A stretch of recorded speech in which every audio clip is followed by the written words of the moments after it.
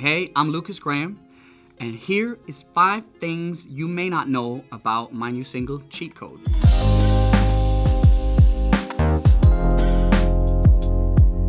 First off, it was written and recorded in Copenhagen, Denmark, where I was born and raised.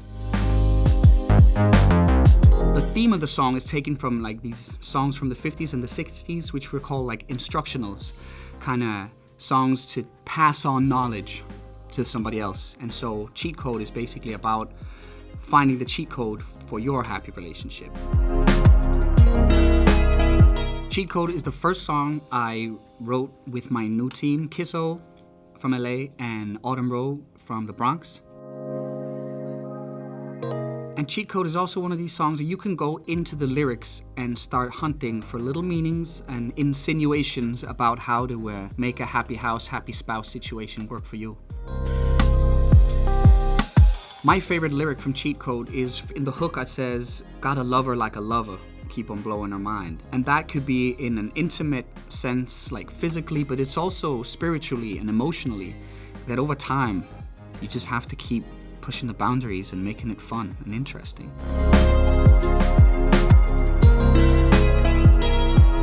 Advice that I would take from my own song is the whole happy wife, happy life from the first verse, but also from the second verse, happy house, happy spouse. It's a cooperative attempt, right? I can't make her happy and she can't make me happy. We're responsible for our individual happiness, but that only comes by communication and this incredibly difficult art of listening. I met my now wife in high school. I was 18, she was 17, and she would not date me. I won after 6 years of being the guy she called whenever she broke up with her boyfriends.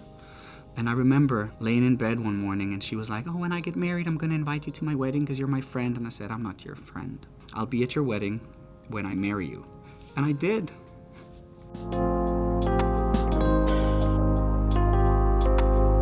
So we did this crazy thing called the recording experience, where we basically filled a concert hall, 1,500 people, 8 days in a row.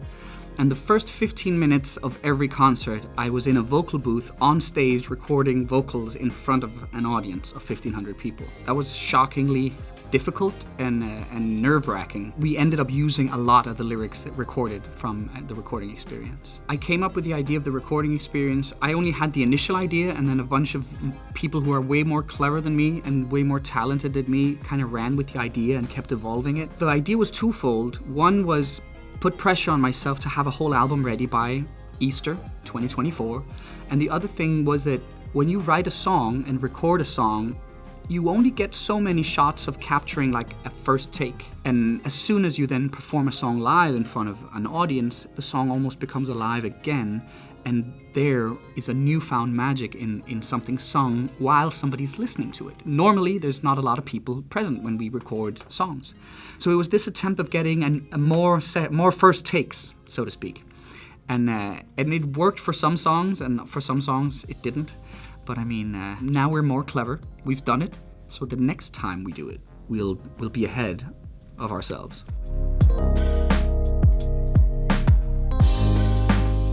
The first time we performed Cheat Code live, I was in a booth singing the song. It was this insane thing because the audience could hear the vocal, but the music was turned down super low because otherwise the music would bleed back into my mic and the takes would be like ruined. And we asked the audience to be super quiet. So it was a little weird playing a song that has so much like drive to it and just having silence. 1,500 people being really, really quiet.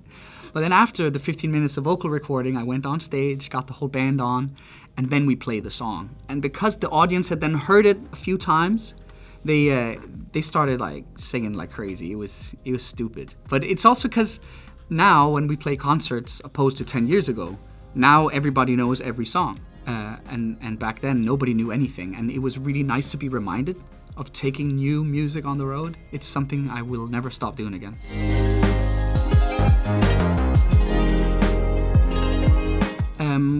We wrote and recorded it the day we wrote it in September last year, and I remember my manager Casper coming to the studio. It's not a joke, it's his actual name, like Casper the Friendly Ghost.